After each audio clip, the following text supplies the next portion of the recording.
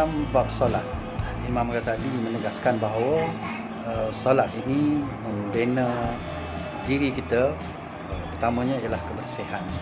Kerana sebelum solat dan semasa solat, selepas solat, kita mesti menjaga kebersihan zahir kita. Bersih daripada hadas besar, bersih daripada hadas kecil, bersih daripada najis. Ini akan membina diri kita ataupun akan membentuk diri kita supaya sentiasa menjaga kebersihan zahir dan juga kebersihan batin.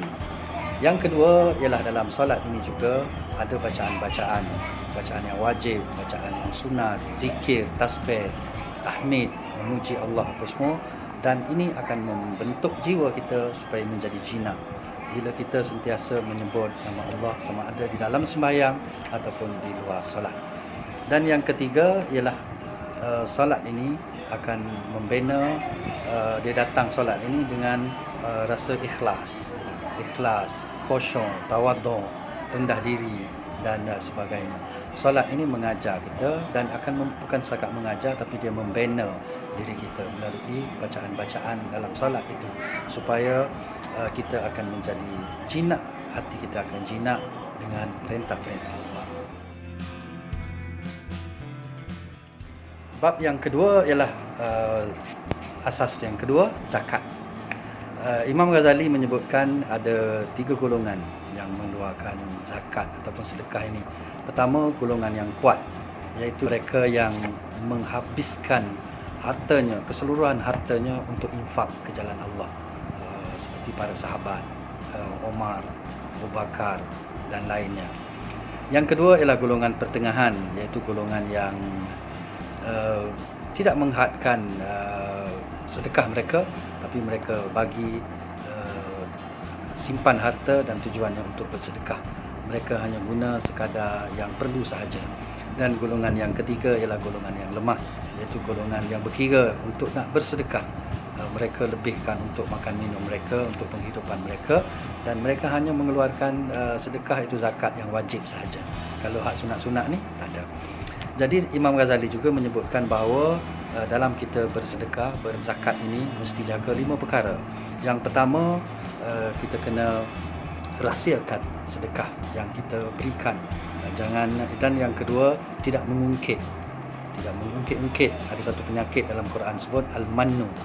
Dan yang ketiganya ialah mestilah kita sedekahkan barang ataupun harta kita yang kita sayang, bukan yang kita dah tak guna. Yang keempatnya ialah ketika kita memberi sedekah, kita sedekahkan dengan wajah, dengan muka yang gembira.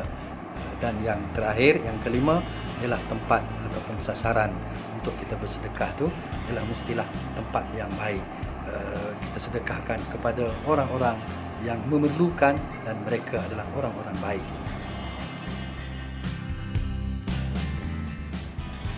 Puasa ada 3 peringkat mengikut Imam Ghazali. Pertama, puasa peringkat paling rendah, iaitu seorang yang berpuasa hanya menjaga makan dan minum dan perkara-perkara yang membatalkan puasa.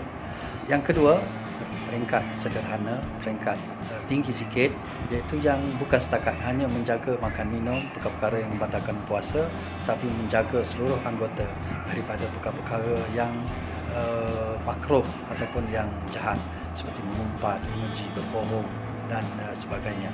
Dan peringkat yang ketiga, peringkat yang paling tinggi ialah bukan setakat menjaga makan minum, jaga anggota, tetapi hatinya sentiasa mengingati Allah, dan puasa ini adalah puasa yang paling sempurna.